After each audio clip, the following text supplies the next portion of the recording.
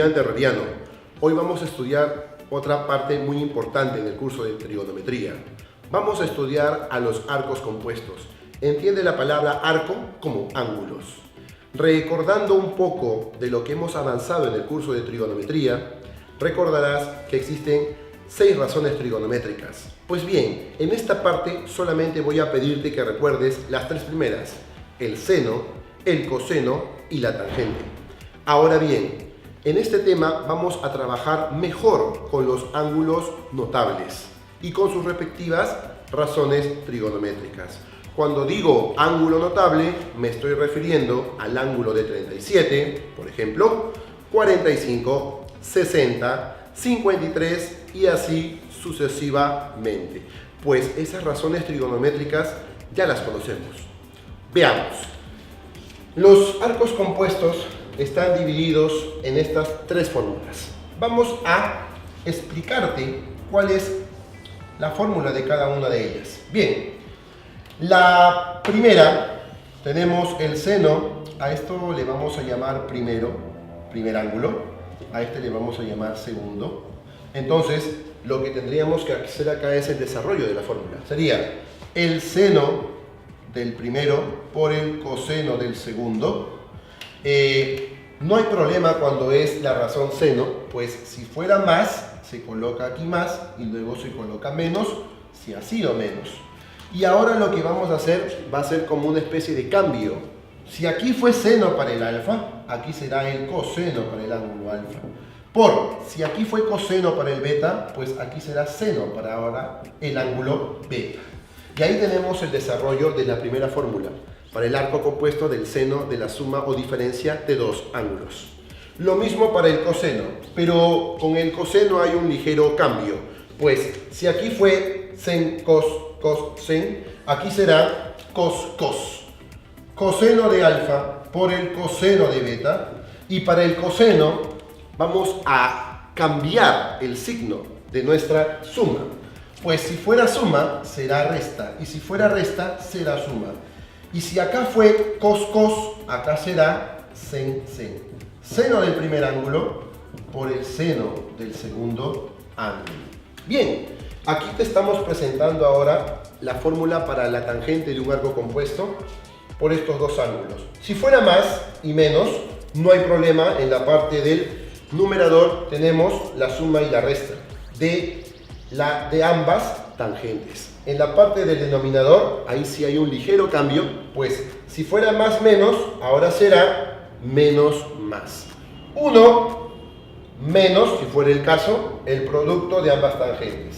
Y más, porque antes debió haber sido menos, del producto de ambas tangentes. Ahora bien, vamos a presentarte algunas pequeñas observaciones. Yo dije al comenzar el curso que vamos a necesitar a los ángulos notables. Bien, en este caso, estos angulitos que ves acá, que son el alfa y el beta, tienen que ser necesariamente ángulos notables. La pregunta sería, profesor, ¿por qué? ¿Por qué tenemos que buscar ángulos notables? Pues los ángulos notables tienen razones trigonométricas que nosotros podemos recordar y las sabemos.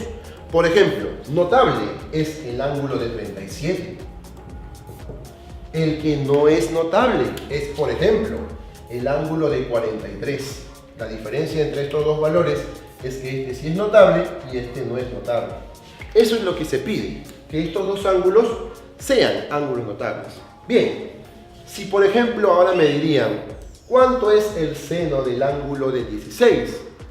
Tendríamos que buscar la manera de conseguir 2 ángulos que en suma me den 16 o en resta me den 16, pero ¿qué tienen que ser esos 2 ángulos? Muy bien, tienen que ser ángulos notables. Para nuestro caso, para hallar el ángulo de 16, el caso sería restar al ángulo de 53 menos 37. ¿Claro? A 53 tú le quitas 37 unidades, te va a dar 16. Muy bien, como ya hemos expresado el 16 En función de estos dos ángulos notables, que es lo que se pide en este tema, vamos a reemplazar en la fórmula. En vez de colocar 16, ¿qué vamos a colocar? Muy bien, vamos a colocar nuestra resta. Será resta de 53 con el 37 y aplicándole el seno. ¿Cómo es la fórmula? Aquí está. Seno.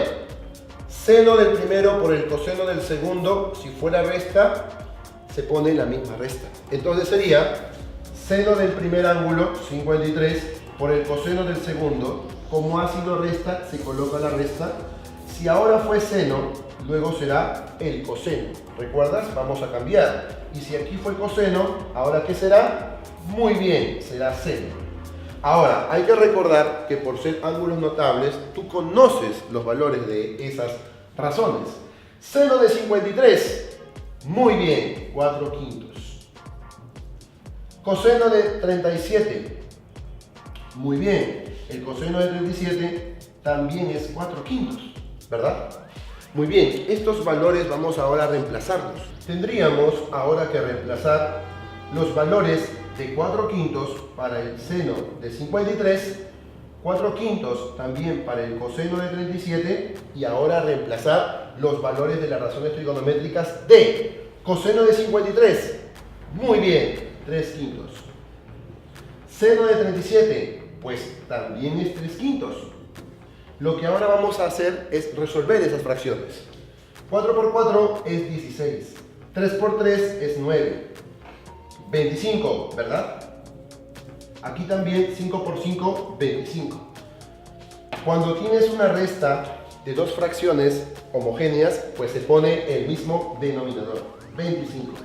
16 menos 9, eso es 7. Recordemos de qué ángulo estamos calculando el seno.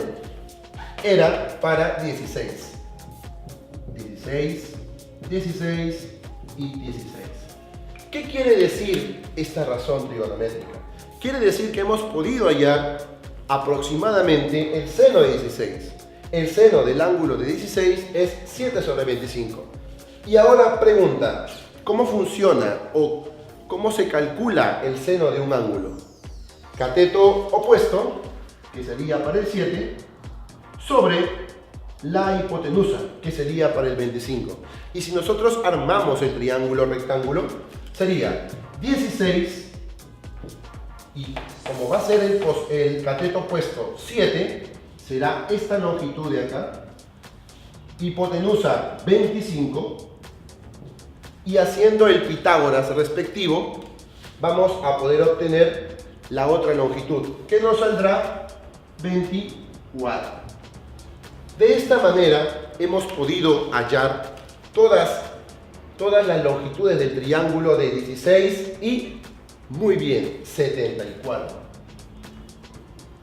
Y de esta manera podemos hallar las razones trigonométricas de ángulos que de repente no son conocidos utilizando los ángulos notables.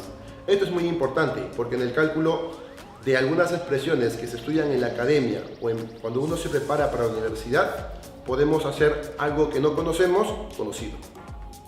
Bien, a continuación te presento un problema interesante que vino en un examen de admisión, específicamente en la Universidad Nacional de Ingeniería, en la UNI. Así es. Vamos a conocerlo. Muy bien, este examen presentó el siguiente problema. Me pedían hallar el valor del ángulo X, sabiendo que este triángulo es rectángulo y que para estos catetos conocemos el 3, que sería el cateto opuesto para el ángulo X, y el cateto adyacente 5 para el mismo ángulo X. Me pedían calcular cuánto era exactamente ese ángulo. Muchos alumnos cometieron el error de confundir este triángulo con el llamado, o con el más conocido, 3, 4 y 5. Pero si te das cuenta, este triángulo no guarda la misma similitud con el 3, 4 y 5, pues el 5 aquí es cateto. En el 3, 4 y 5 siempre como hipotenusa se coloca el 5.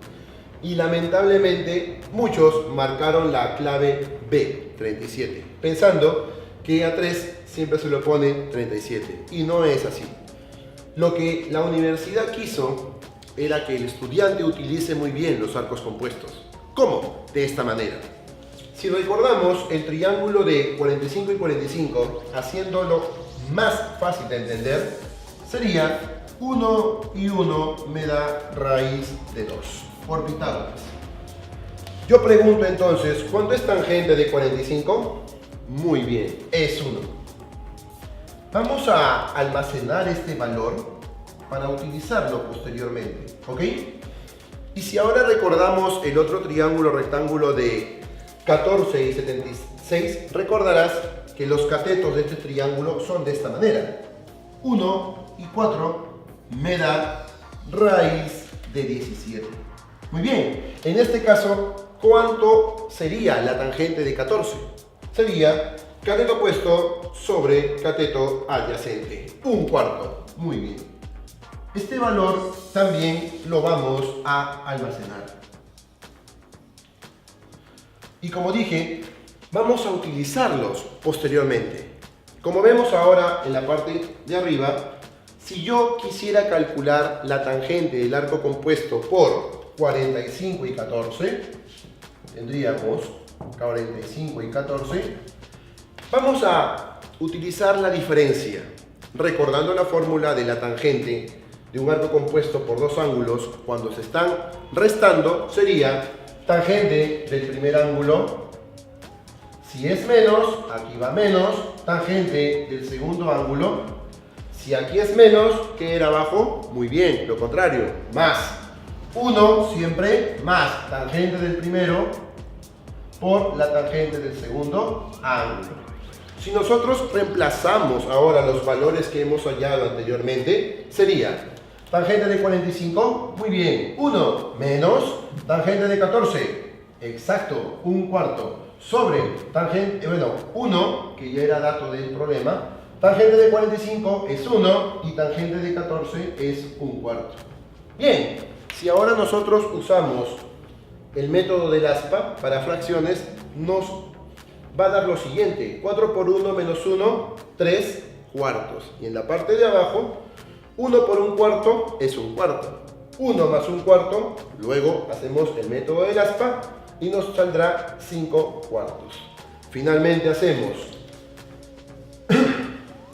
el método de las orejitas y sería 3, 4, 12, 4 y 5 me da 20. Esto se puede reducir. Podríamos sacar cuarta, ¿verdad? Cuarta de 12, 3. Cuarta de 20, 5. Ahora recordemos de qué ángulo estamos hablando. 45 menos 14 me da, muy bien, me da 31. Y si te fijas, la tangente de 31 es un ángulo desconocido, no es como el 45 y como el 14 que tienen sus razones trigonométricas conocidas. Pero sin embargo, hemos podido hallar que su tangente del ángulo 31 me ha salido 3/5. Y si ahora recordamos el problema original, el ángulo, si te fijas, para este ángulo, esto es su cateto opuesto y esto es su cateto adyacente. ¿Cuánto es tangente de X? Tangente de X es 3/5. En otras palabras, es la respuesta de mi problema. Entonces marcaríamos 31. En este caso, la Universidad de Ingeniería quiso que muchos alumnos recordaran el procedimiento de los arcos compuestos. Y como te diste cuenta, valores como el 31 o como otros más se vuelven conocidos sus razones trigonométricas utilizando ángulos notables. Concluyo diciéndote, querido estudiante radiano, que el tema de los arcos compuestos es un tema muy importante, pero hay que recordar que cuando tú utilices esos dos ángulos en las fórmulas del seno, coseno y tangente para arcos compuestos, esos ángulos tienen que ser notables. De alguna manera van a haber problemas en donde tú podrás hallar las razones trigonométricas de ángulos desconocidos, utilizando ángulos notables.